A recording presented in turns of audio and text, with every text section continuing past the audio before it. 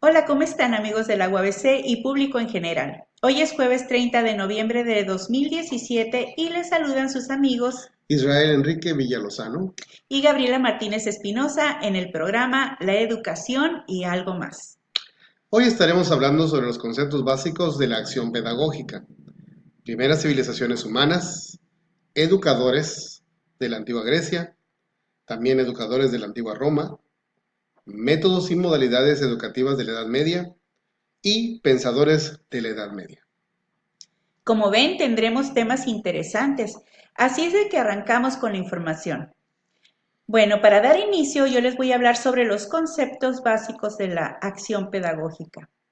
Y al hablar de la pedagogía hay que remontarse a las antiguas civilizaciones donde los grupos sociales iniciaron las organizaciones de conocimiento a través de pensadores que como Platón, Sócrates, Aristóteles y otros griegos dejaron un cúmulo de conocimientos e ideas que han trascendido en diferentes acciones de la humanidad.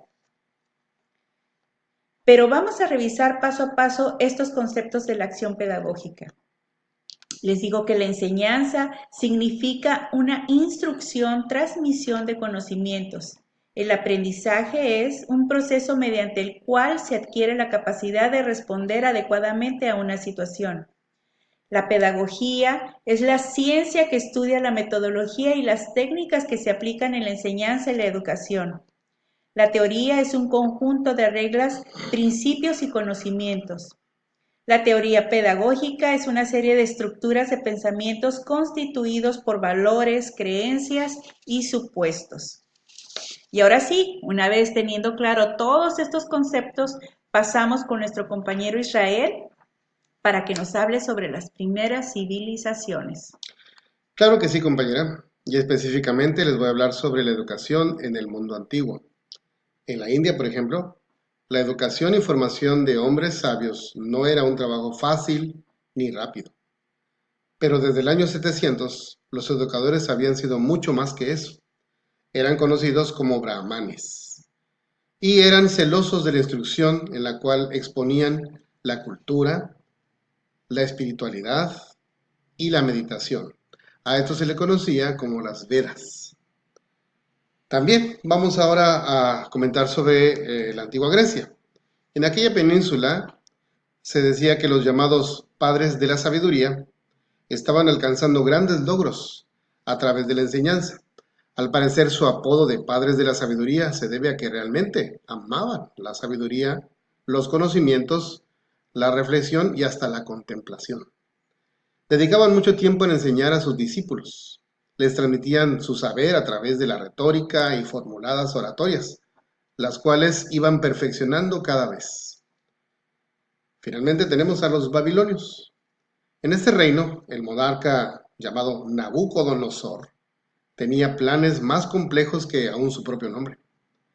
El rey no solamente educaba de cerca a los jóvenes, los tenía en claustro total, los cuidaban algunos eunucos, quienes los alimentaban con cebada, con trigo y verduras. Además de esto, les ofrecían mucha más y muy buena alimentación para que estuviesen muy sanos y atentos. Por si fuera poco, a los jóvenes esclavos no los enviaban a los campos de trabajo, ¿no? A ellos también se les daba la educación como si fueran hijos propios. Wow, muy interesante. ¿Y sabes algunas características de algunos autores en Roma que surgieron en ese tiempo como Cicerón, Séneca, Quintiliano, nos presentaban diferentes conceptos sobre la educación? Por ejemplo, Cicerón sostenía que la idea educativa se hallaba en la formación del político orador y empleaba la unión entre reflexión, filosofía y ejercicio de las responsabilidades civiles y de gobierno, que les permitía además hacer que los protagonistas de sus diálogos fueran personas empeñadas en sus responsabilidades, pero no filósofos de profesión. Por otra parte, Séneca sostenía que la enseñanza era para vivir moralmente y comportarse cívicamente, y tenía por objetivo la información vital del ser humano. Y por último, Quintiliano, que para él la educación era un bien que beneficiaba a todo el mundo, incluyendo aquellas personas que fuesen o no fuesen inteligentes, tenían la oportunidad de adquirir la educación. Sí, compañera, de hecho, este último pensador fue el primer titular de la Cátedra Retórica Latina.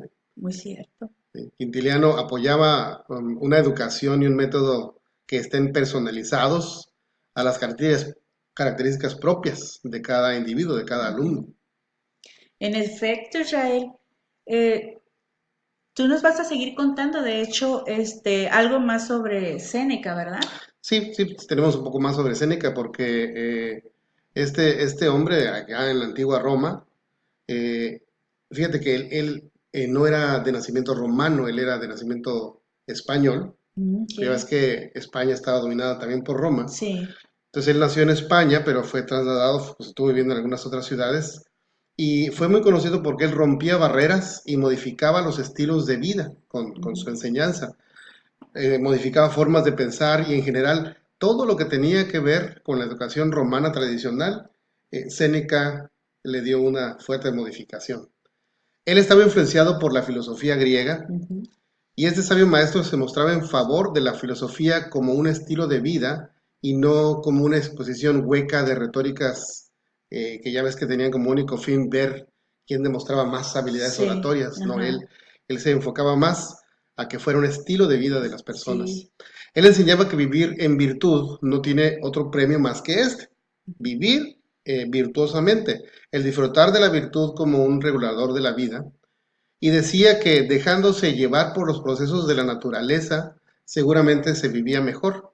Afirmaba que quien lograra vivir así entonces no tenía miedo de morir. Decía que quien vivía en estos conceptos aceptaba la muerte como parte de la vida y de su proceso natural, del cual quien quiere escapar, o sea, quien no quiere enfrentar estas realidades, termina sufriendo más. Fíjate qué persona tan sabia y eso se puede seguir aplicando hoy en Sí, día. de hecho, ahorita ya algunos tanatólogos, algunas personas que se dedican a explicar Están esto de la muerte, retomando su retoman filosofía. esa filosofía, así es, porque era desde Increíble. entonces un parteagua, ¿no? Ujú. Pero hubo muchas fricciones, por allá hubo muchas fricciones que se fueron desarrollando en tierras del Imperio Romano. Muchos filósofos, obviamente, acostumbrados a la retórica y la oratoria llena de palabrería, que por cierto no llegaba a ningún A acuerdo, nada, ajá. se agolpaban por las calles buscando al maestro siempre para reclamarle sus críticas. Él siempre tuvo que contestarles, no se Sí, dejaba, ujú. pero era agotador que siempre estaban buscándolo para debatirle sus Sí. pensamientos. Así que, ¿cómo la ves? Pues en todos tiempos se cuecen habas, en todos tiempos siempre existen los conflictos Sí, y sí, es sí, un sí. hecho que los intereses pueden mover multitudes, aunque no sea algo que nos vaya a beneficiar al pueblo en general, Así pero es. desafortunadamente ahorita conociendo todo esto sobre Séneca y sabiendo que luchó, aunque se le ponía la mayoría en contra porque no les convenían para sus intereses, pues me hace tener un poquito más de interés sobre la historia de todos los que formaron o participaron en una estructura como la que tenemos ahorita de una educación, Así es, ya ves que algunos de ellos lo defendieron hasta morir, hasta morir. literalmente, ¿no? Imagínate la Edad Media, un tiempo de retroceso, o sea, después de tener a un Séneca Ujú. y luego meternos a una Edad Media en donde el oscurantismo o el medioveo europeo, donde la educación no era sencilla, era de la edad, era la edad de la ignorancia, de hecho.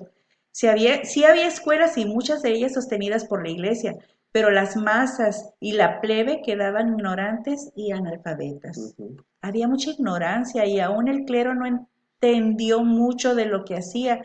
Los métodos educativos eran el cristianismo primitivo, el feudalismo, la educación monástica y la patrística. Sí, estaba terrible, ya después pierde Roma, cae en manos de los reinos ahí bárbaros y Sí, se vino para atrás todo, ¿verdad? todo. Ujú. Pero aún Ah, así, con todo y esto que se empezó a olvidar un poco lo que habían enseñado los primeros sabios, tanto griegos como romanos, eh, vinieron hombres que retomaron algunos conceptos Sí, como el famoso Santo Tomás de Aquino, ¿no? sí. Igualmente Baltasar Castiglione.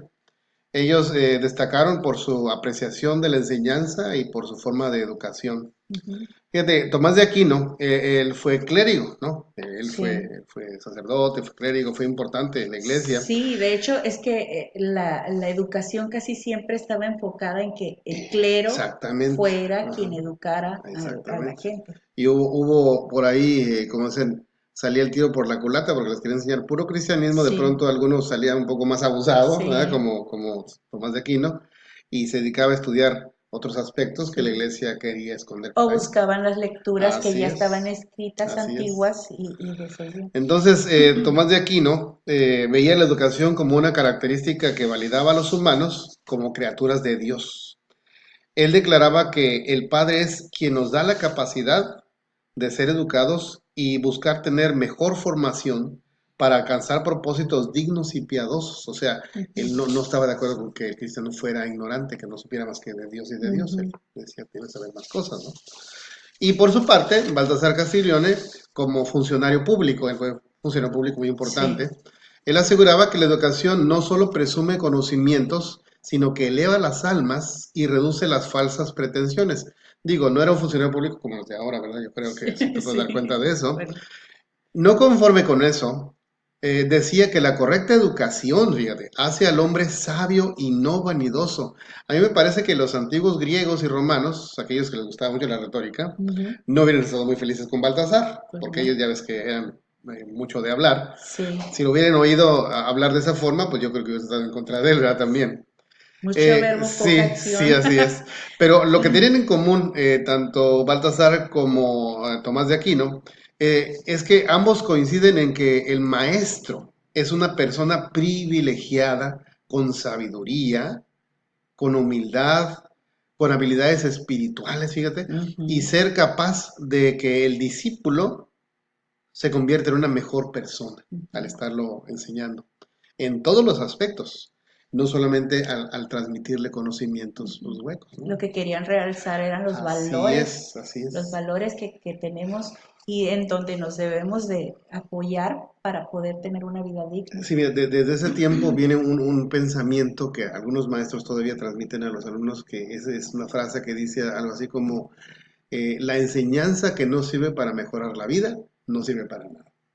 Y es Perfecto, cierto, es ¿no? cierto. Toda enseñanza debe ayudarte a Sí, mejorar tu vida. sí, definitivamente. A veces dicen, en casa hay comunicación. Sí, Ujú. pero ¿qué clase de Así comunicación? es, así Perdón. es, así O es, sea, así una es, comunicación así que te va a es, servir o una así es. comunicación que te va a destruir. Así es. ¿Sí? ¿Cómo ves esto, ah? Pues gracias, Israel, y muy interesante saber cómo por el paso del tiempo se vinieron estructurando todo lo que sería las bases de una educación a Ujú, nivel mundial, ponerse de acuerdo y decir qué sí y qué no es lo que vas a ujú. aprender, porque se vinieron, pues la historia te cuenta cosas muy tristes que han surgido por pueblos que no han querido tener una educación parecida y ahorita lo vemos todavía, hay guerras por esa misma razón. Así Les es. agradezco a todos por habernos dado la oportunidad de transmitirle esta información. Espero que les haya gustado y yo me despido y Igualmente, gracias a todos. Esperamos estos comentarios pues hayan servido para aprender un poco más sobre estos pensadores antiguos y pues sin más nos despedimos agradeciéndoles a todos. buenos días. Bueno.